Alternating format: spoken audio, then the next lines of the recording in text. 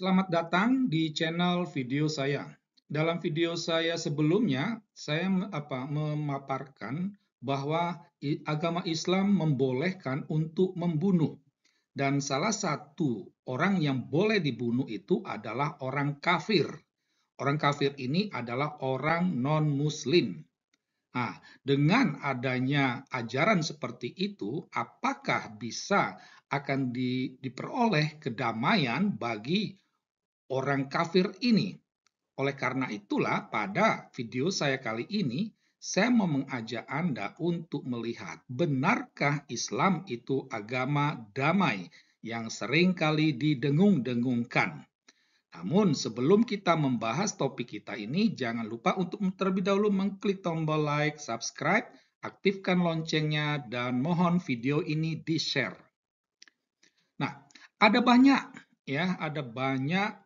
alasan ya untuk meragukan statement bahwa Islam itu agama damai.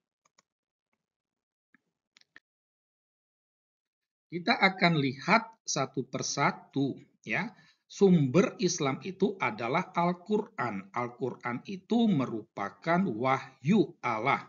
Dan dalam Al-Qur'an itu ada perintah-perintah Allah yang merupakan menjadi kewajiban. Saya akan menampilkan beberapa kutipan wahyu Allah, dan dari situ kita akan bisa menilai benarkah Islam itu agama damai. Pertama, kami ambil dari surah Al-Baqarah ya. Misalnya dalam ayat 190 di sana ada wahyu Allah yang mengatakan, perangilah di jalan Allah orang-orang yang memerangi kamu, tetapi jangan melampaui batas. Dan ayat 191, Allah memerintahkan untuk membunuh mereka dimanapun kamu temui mereka. Nah, mereka ini adalah orang kafir. 193, perangilah mereka itu sampai tak ada lagi fitnah dan agama hanya bagi Allah semata. Umat Islam banyak menafsirkan bahwa perangilah orang kafir itu sampai hanya ada agama Islam semata. Dalam ayat 216 dikatakan, diwajibkan atas kamu berperang, padahal itu tidak menyenangkan bagi kamu. Jadi sekalipun umat Islam tidak suka berperang, tetapi perang itu diwajibkan. Ya.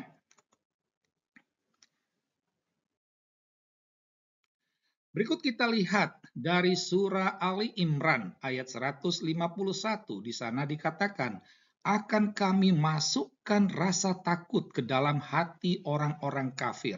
Jadi Allah Subhanahu wa Ta'ala akan menaruhkan rasa takut kepada orang-orang kafir, akan meneror ya. Nah, sehingga bisa dikatakan Allah Subhanahu wa Ta'ala ini, Allahnya sendiri adalah seorang teroris ya. Dia sudah menaruhkan teror ke dalam hati orang-orang kafir.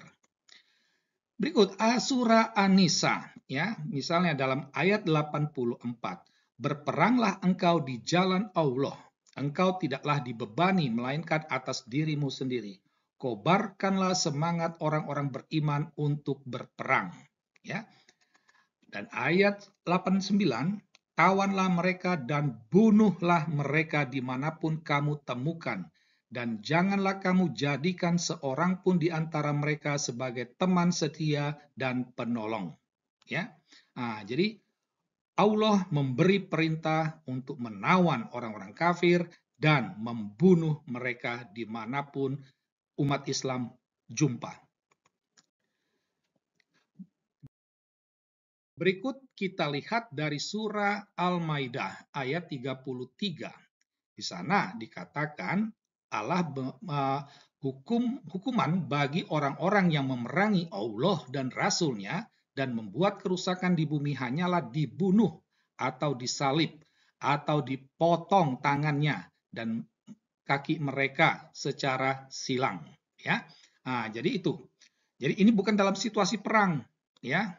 Tapi orang yang memerangi Allah, orang yang memerangi, yang melecehkan, menghina Rasul Muhammad, itu harus dibunuh. Itu. Berikut surah Al-Anfal, ya, misalnya dalam ayat 12, kelak aku akan berikan rasa ketakutan ke dalam hati orang kafir, maka penggalah di atas leher mereka dan pancunglah tiap-tiap ujung jari mereka. Nah, jadi sekali lagi, Allah Subhanahu wa Ta'ala ini memberikan teror, ya, memasukkan teror ke dalam hati orang kafir dan meminta kepada umat Islam untuk memenggal mereka, memancung tiap-tiap jari orang-orang kafir ini. Dalam ayat 65, Allah bersabda kepada Muhammad, wahai Nabi, kobarkanlah semangat para mukmin untuk berperang, ya. Berikutnya tuh kita lihat dalam surah At-Taubah, ya. Misalnya dalam ayat 5, perangilah orang-orang musyrik di mana saja kamu temui, tangkaplah dan kepunglah mereka. Itu.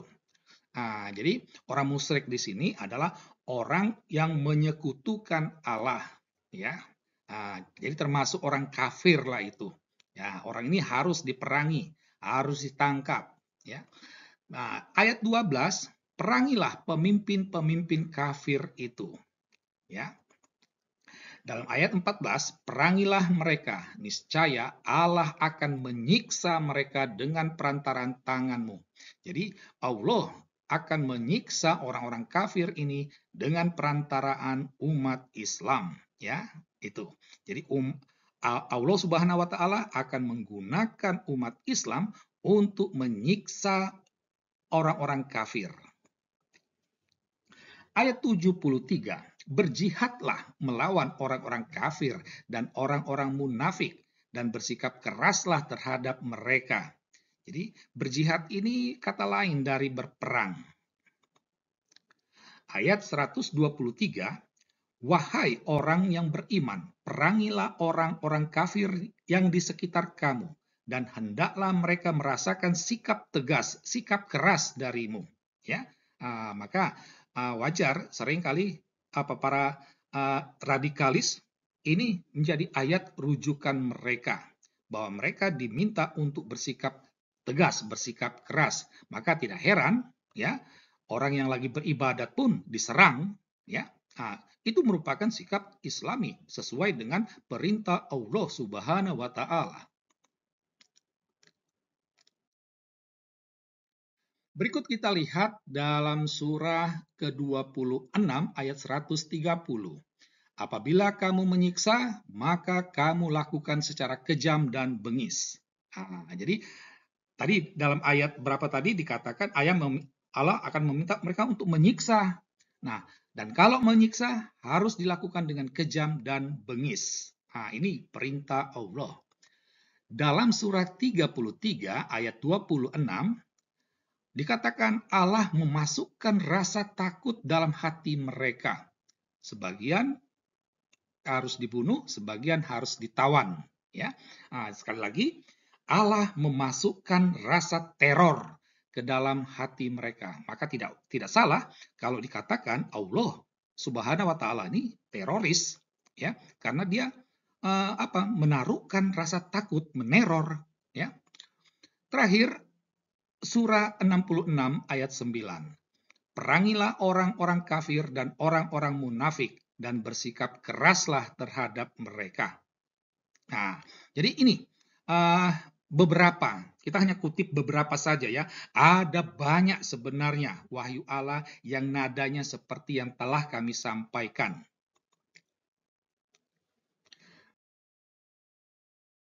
Nah, dari banyak perintah, bunuh, penggal, berjihadlah, perangilah, pancunglah, ketakutan, menyiksa, kejam, dan bengis, dan lain sebagainya.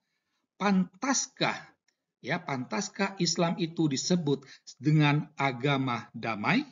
Ya, silakan Anda jawab sendiri.